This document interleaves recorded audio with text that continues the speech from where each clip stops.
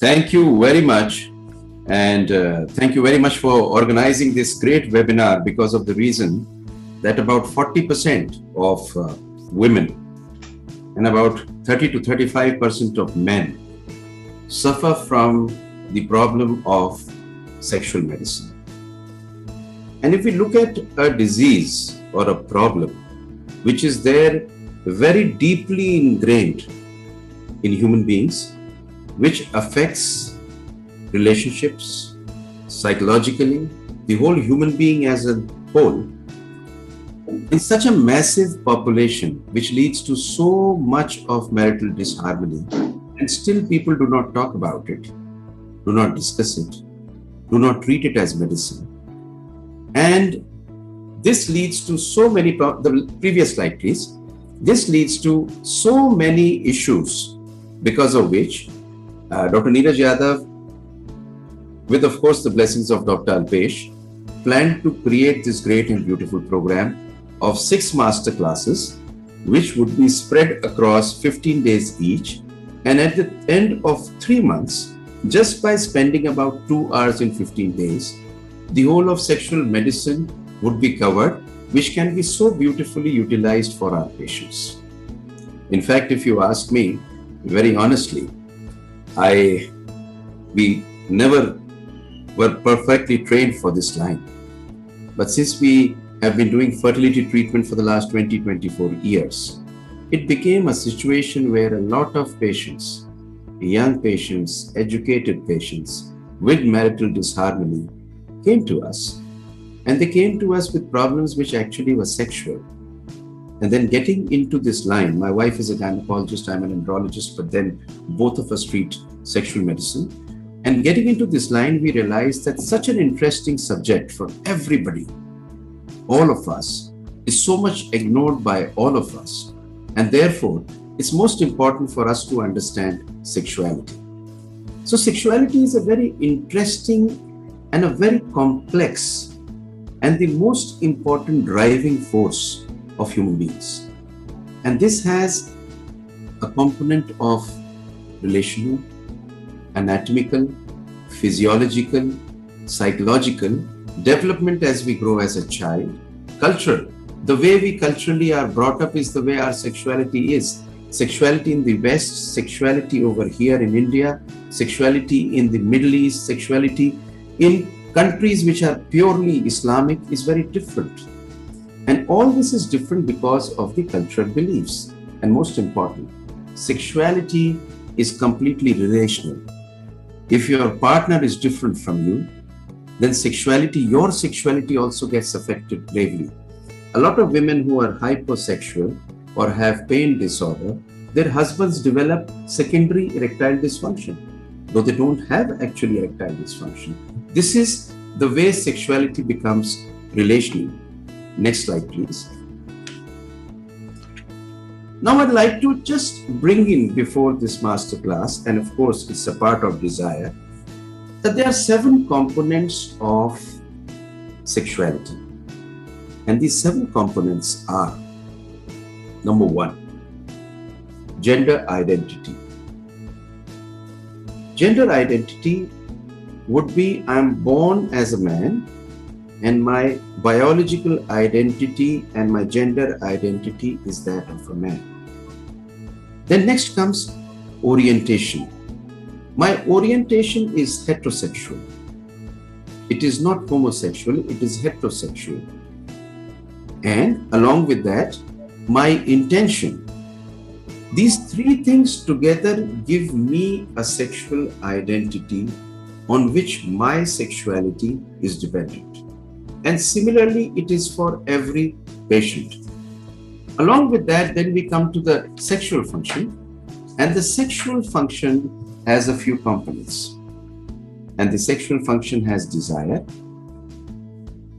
arousal, orgasm, emotional satisfaction.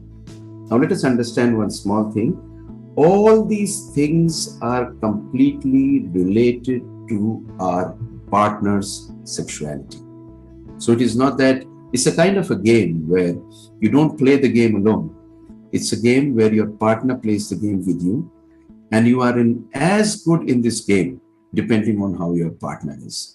वो बचपन में गेम खेला करते थे ना हम, वो लंगड़ी टांग वाला जिसमें बीच में टांग बंधी होती थी, ये वही गेम है. And that is the reason it's so beautiful, it's so complex, and it is so mysterious. Next slide, please. So when we go into desire, we need to understand desire is not as simple as we think it is. And desire mainly has three components. The first component is the sexual drive. So the sexual drive is the biological drive, the kind of drive which a human being has and which we see so often in animals. I mean, if you see an elephant go mast, if you see any animal, be it a monkey, be it a dog, be it a cat, be in sexual drive, that is a part of the desire. The second is the sexual motivation.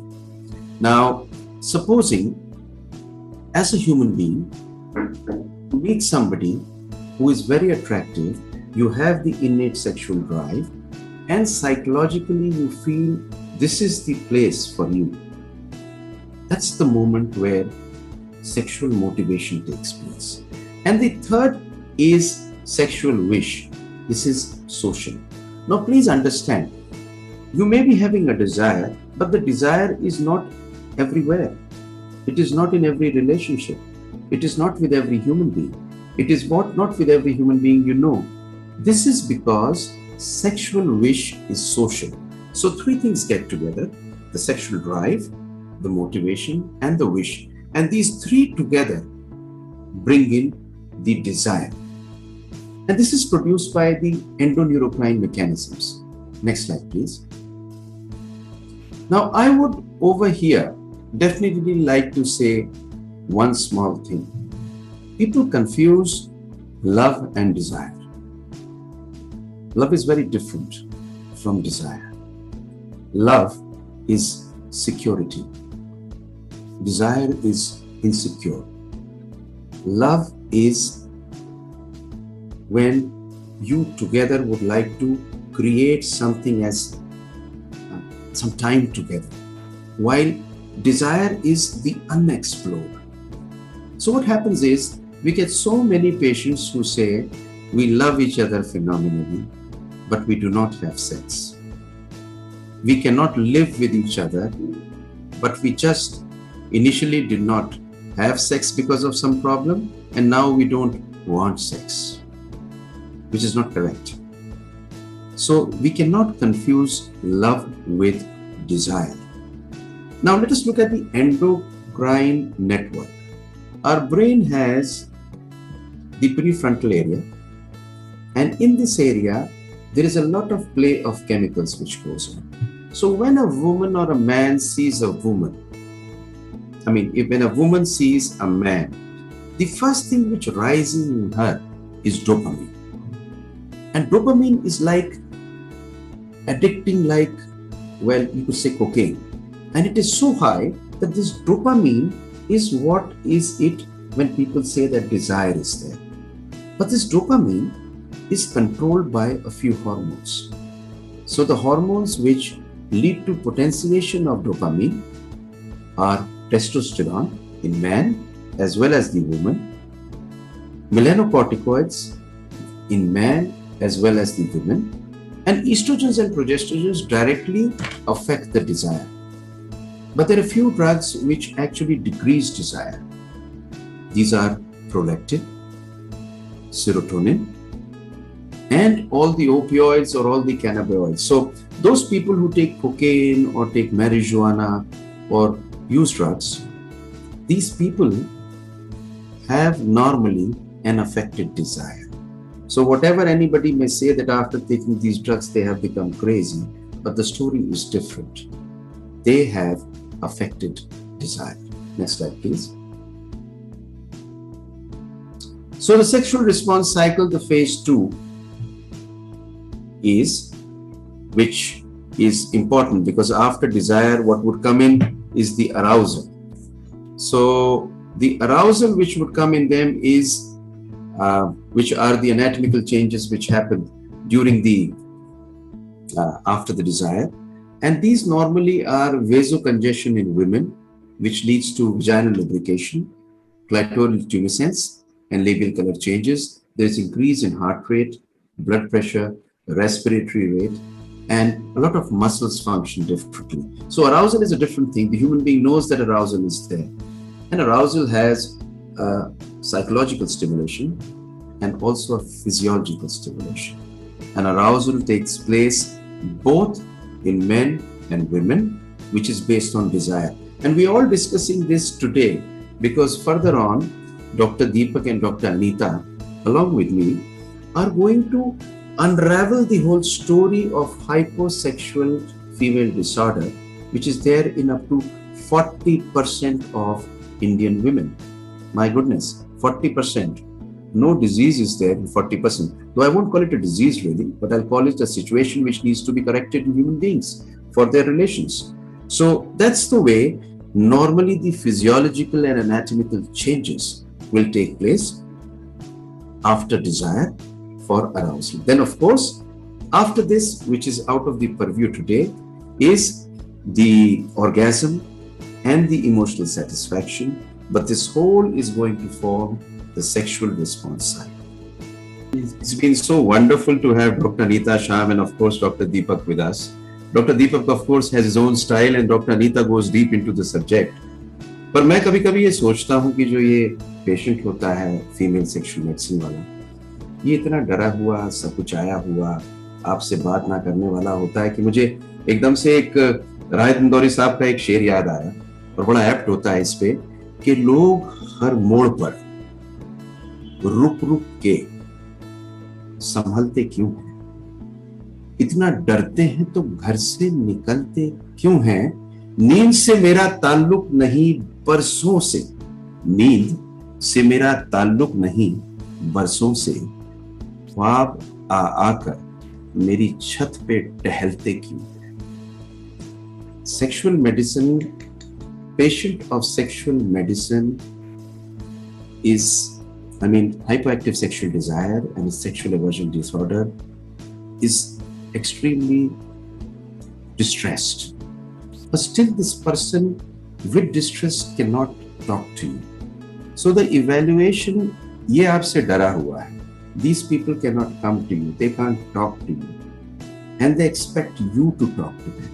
So the evaluation is most simply done in the form of a questionnaire. So it's a very famous 5-question questionnaire.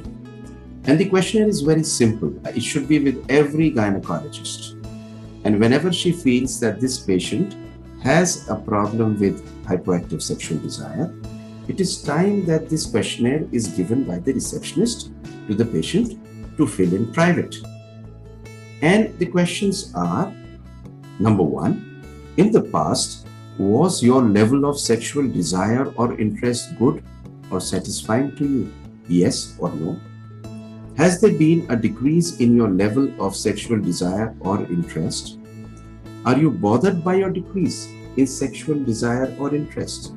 Would you like your level of sexual desire or interest to increase? Now, these 4 questions are very simple. And once they are answered, if it is no, then one thing is clear, that the patient qualifies for the rest of the questions. And the rest of the questions are very simple because we would like to move out people in which psychology, drugs, or a surgical or emotional situation has brought them into this. So you would ask that, do you think there is any contribution into your current decrease by the following: operation, depression injuries, medication, drug, alcohol, pregnancy, sexual issues, partner sexual problem, dissatisfaction with your relationship or partner, or stress or fatigue? Now, if any of them is yes, then you need to look into the comorbid condition and you need to evaluate whether you would like to label this person as a person with hypoactive sexual desire. And it's a very simple thing to do. Now, moving on, next slide, please. So, Once you have got this form filled, then, well, you'd like to know the relationship status. You'd like to know how is the relationship with husband? How is the husband? What kind of a relationship does she have? Is there love, intimacy, or it does not exist? Is there anything which is bothering her? You'd like to take a history of abuse, verbal, emotional, physical, or sexual. You'd like to know if alcohol, tobacco, or illicit drug abuse is a part of the whole story of hers. Next slide. So you would also then take a history of the current health status. Does she have any problem medically? Any past medical history? Reproductive history, age of menarche, menstrual history, obstetric, infertility, contraception, everything which normally is taken. And endocrine history, because diabetes and thyroid disorder with hyperprolactinemia and androgen deficiency, these four things lead to this. You would like to see if there is any neurological disorder, hypertension, cardiac problem, psychiatric illness. You need to look into a few medications: antidepressants, hormones, anti-estrogens, antihypertensive agents, cardiovascular agents, weight loss agents, chemotherapies. All of these lead to decreased sexual desire. And any other conditions like breast cancer, psoriasis also can give these. So this is the kind of history which is very important for all of us to take. Next slide, please. Now, apart from this, of course, when the patient comes to you, you would like to do a physical examination, a proper gynecological examination to check if there is any anatomical problem.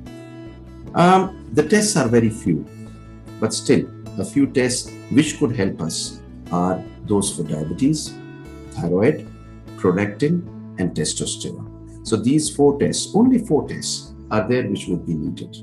And this is in a very short, a kind of an evaluation which you could do very fast. We have this form with us, which along with the certificates which would be posted to you, we are going to post to you as a PDF. Dr. Deepak and Dr. Anita also will be contributing a few forms, which we will be sending to each one of you, which you could be using for your patients. So you have registered, your email is there with the company which is running the whole show, and they would be sending you the certificate along with the small PDF. So this will make it very useful.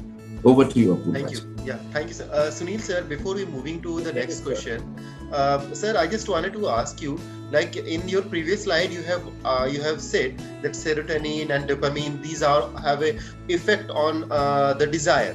So is it required, or is there any mechanism so that we can measure the serotonin level or dopamine level in the body?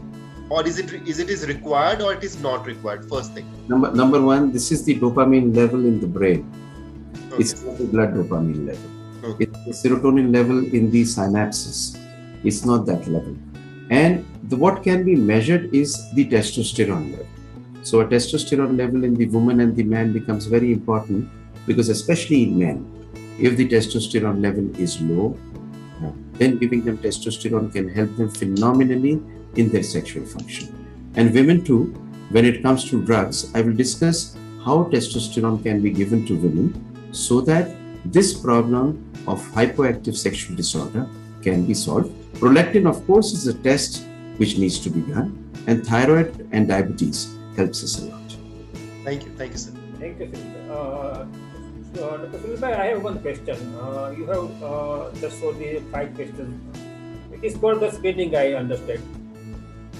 This 5 question is for screening of the HSD, right? So for detailed evaluation, is there any questionnaire available?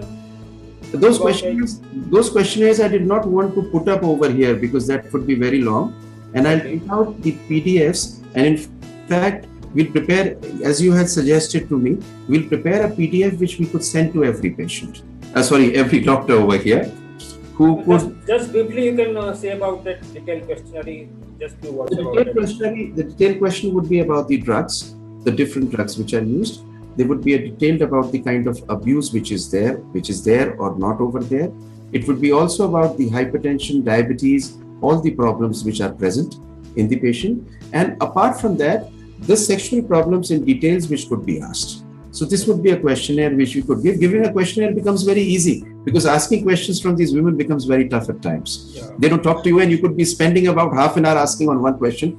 I don't have the patience as a clinician. Dr. Neeta, I'm sure, must be sitting there for hours, banging her head, because this is a tough job. I tell you one thing, Neeraj, men are very simple.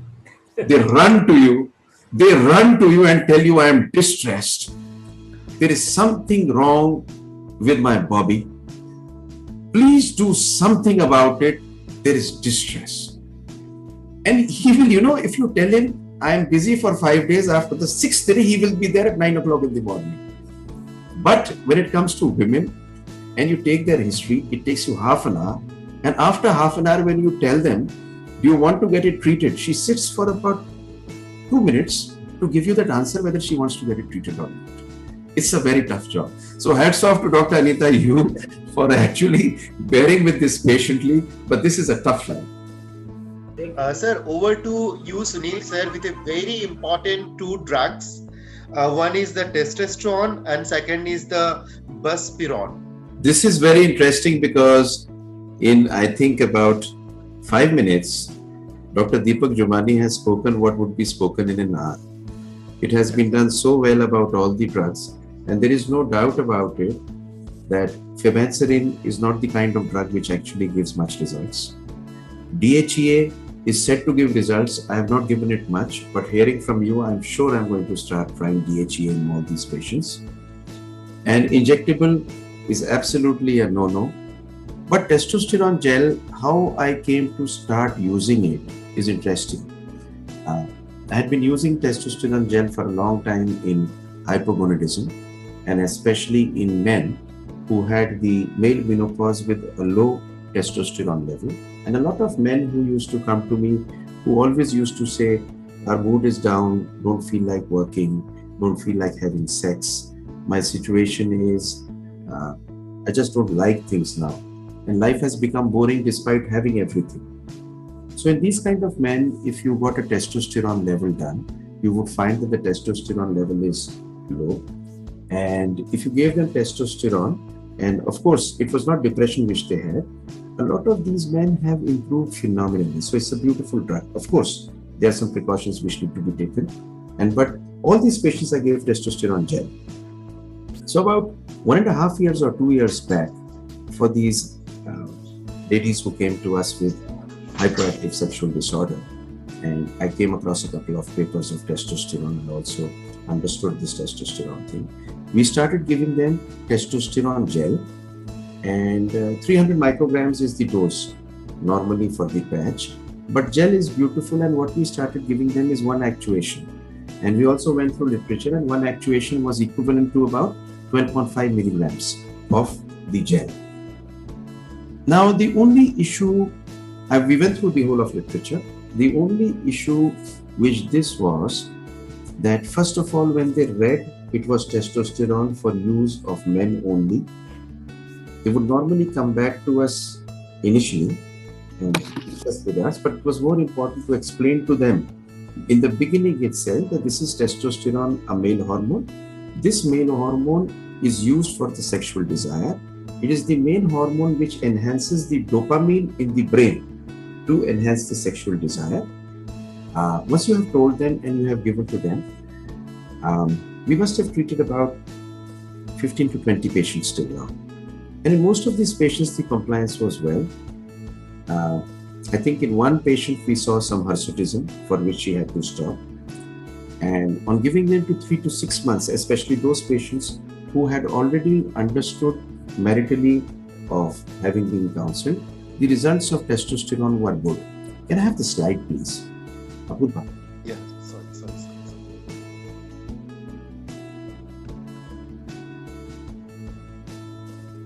Now, the only issue is that the long-term studies of, now this was a beautiful slide, no, previous slide please, previous slide. If we look at this slide, we would realize that buspirone, which is a drug, it leads to it's a serotonin 1A receptor agonist and a presynaptic dopaminergic receptor antagonist. So what it actually does is decreases the serotonin and increases the norepinephrine and dopamine, which is needed. The same thing which Dr. Jumani had a beautiful slide. It was an amazing slide in which basically it is decreasing the serotonin and increasing the dopamine. And similarly, the other drug, which is bupropion, this drug is a reuptake inhibitor of norepinephrine and dopamine. So what it does is it again increases norepinephrine and dopamine in the brain. So all these three drugs does the same. However, what testosterone does is it has an androgenic action and it has a neuroplastic functional effect on the prefrontal cortex in the brain. So because of this reason, the role and the action of testosterone is different from the rest of the drugs. So now what happens is, so you have a drug which is working at one place, testosterone, and then you can combine it with other drugs, just like Dr. Jumani had just said. And the combination of this drug, next slide please. So first of all, I had spoken to you about this, but treatment is normally, you've got to be very cautious that if you're giving testosterone, if there is no effect, in 3 to 6 months, please stop it. And we do not have a long-term safety effect for breast cancer and cardiovascular. Next slide, please. So these are very major studies which have been done. In most of these studies, there has been an improvement in the sexual desire and versus the placebos, and side effects have not been too much, especially in the dose in which we were giving. Next slide, please.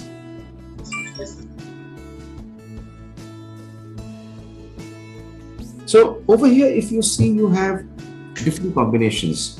There's a combination of bupropion and tazodone. There's testosterone with sildenafil.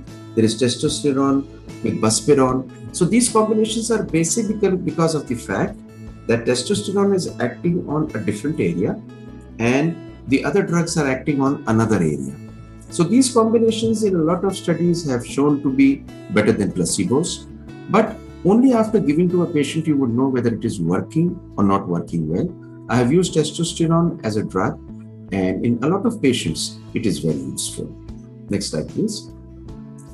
So bupropion is a norepinephrine dopamine reuptake inhibitor. It's an antidepressant. It is also used to bring in cessation of smoking. It's a drug for that.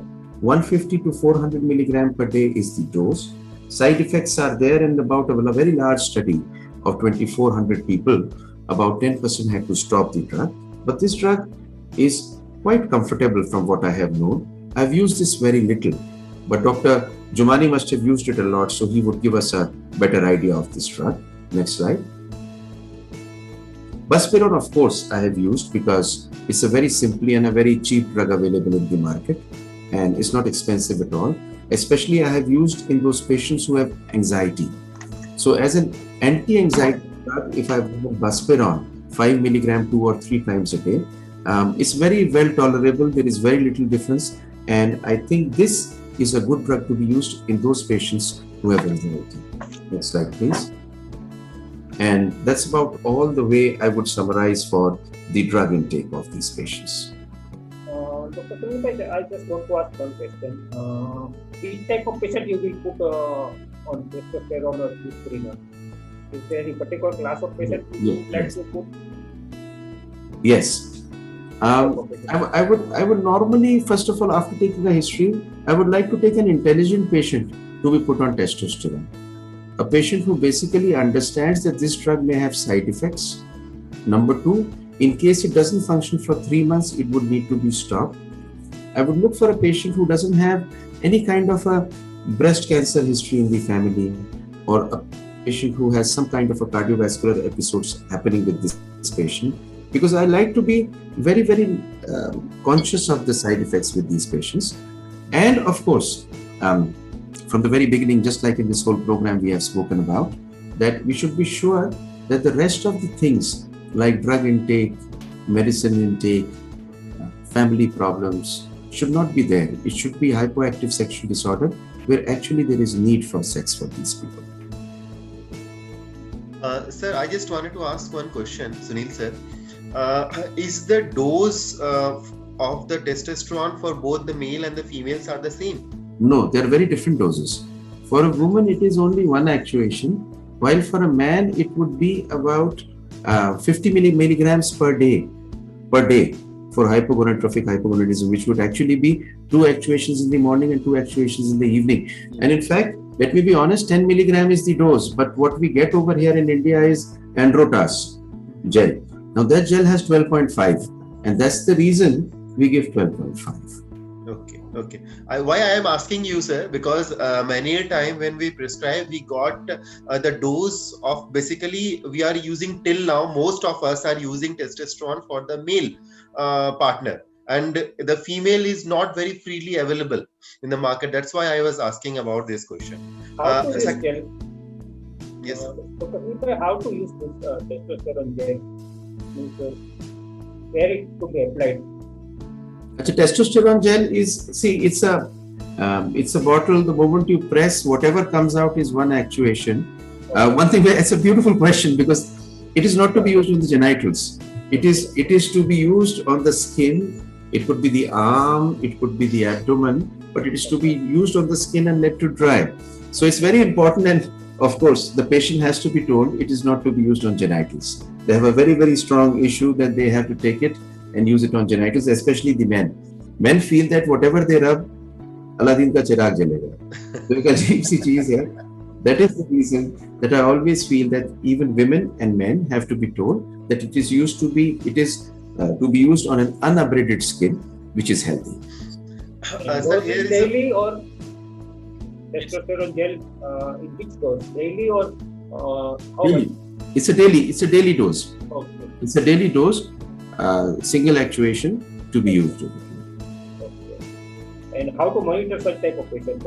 What to monitor? Yeah, in the males, it is very important to monitor the PSA of the patient, prostate specific antigen, which becomes very important from the prostatic. We are talking about HSTP. So Yeah, but for these patients, normally, see, it's very difficult to get a free testosterone and a good testosterone, I would say, assay in our country. Very difficult. It has to be calculated actually. So what I personally feel is, I personally do not get too much. I get one testosterone done initially, one testosterone done after 6 weeks. But normally, more than that, the feeling and the sexual desire of the patient has to be questioned. And if the sexual desire of the patient is good, it needs to be continued, or you have to discontinue it. That is what is important. no, but I'm talking about which side effect you will look for. Well, the short-term side effects the patient has is hirsutism as well as some pimples at times. This is the first thing which patients get. Hair and this thing. This is the first thing which patients get, if at all. And patients normally do not get it before about 2 months of usage of this. So if within 6 weeks the patient says that there is something which they feel very happy about sexually after using testosterone gel, then we would continue it. But normally if it doesn't go ahead for 6 weeks or 2 months, we stop it. Any long-term effect, side effect? Any long-term side effect of testosterone? Long-term side effects of this are breast cancer and cardiovascular side effects, but they have not been evaluated fully for females. This is the problem. In men, of course, prostate-specific antigen and prostatic cancer can be there. So it's not to be given in men who have a higher PSA.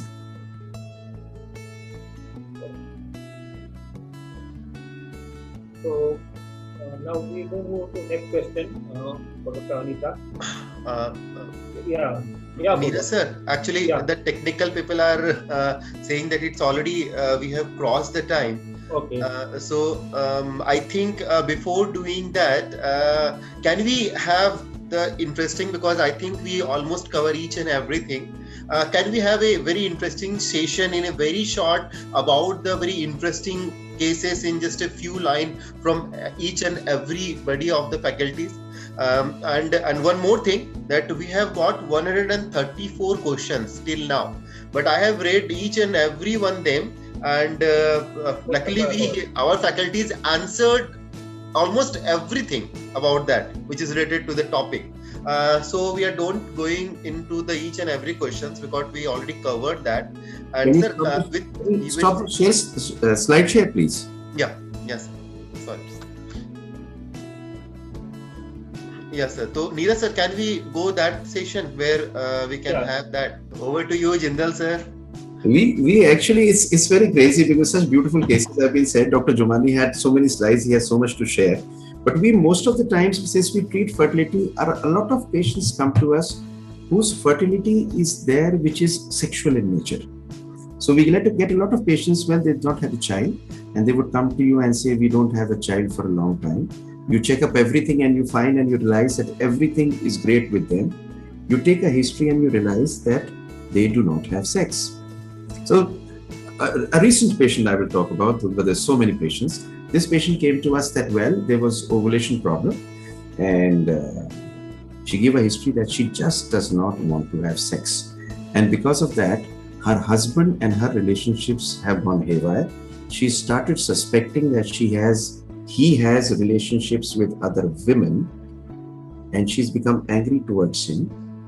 And I asked him and talked to him and asked him what's the problem. He said she just does not want to have sex. And then because of this reason, she suspects, since I'm not being able to have sex with her, that that I have relations outside. And because of this problem, our marital life has gone haywire, more because of sex than the child. So both the investigations done, which we routinely got done, and prolactin was high, very high. Got a CT done of this patient, found a microadenoma in the pituitary, and prolactin was high. Put her on cabergoline, cabergoline not only for ovulation but also for the disorder she had. Sat down with her, talked to her, and realized that once the drug had been given, cabergoline, the rest of the things were there. The husband, of course, was very supportive, a very nice guy. The things went back to normal. Ovulation started, they were able to have sex, and they probably will have a child soon, naturally. So this is the beauty about sexual medicine. People don't ask about it. People don't look into it. In fact, this woman was saying that probably he has a relationship with the maid servant. So I get the maid servant checked out every time and I have to do all the work. That has become a bigger pain. So it's a whole story which is so different. So that's the way sexual medicine is. And can you imagine, we've had about, sir, 2.5 hours of discussion where we didn't realize how the time flew away. Yes. Correct. We want more.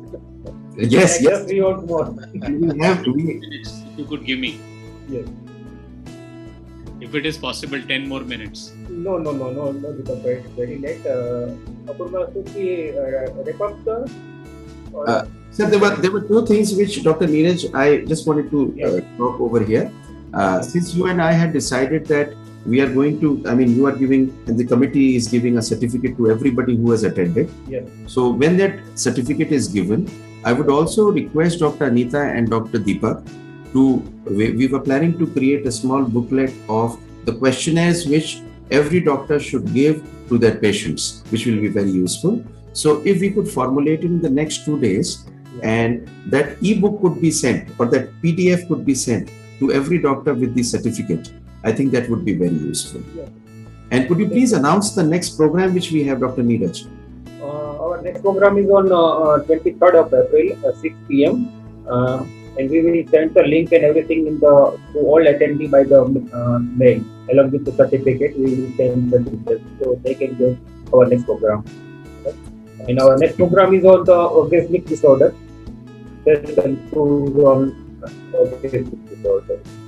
So Neeraj bhai, link and everything. Neeraj bhai, if we could write a synopsis of today's discussions, what we had with all three of us, it will be a good, summary of all the three things. It will be a good ready reckoner for everybody, because many people fumble with DHEA, fumble with testosterone and how it is to be given, why it is to be given, especially the therapy part of it and the symptomatology. That will be very good, let it go as a ready reckoner for them. Correct. Yes, we will definitely make it available, and we will put it on the FOGSI website under our committee, so anyone can read about that anytime in future. So we will make a video as well as the ready reckoner available and we will put it on the FOXI website under our committee banner. Okay. So they can refer at any time in future also. Yes. Because it will be on FOXI website. Yes, sir. Thank you very much.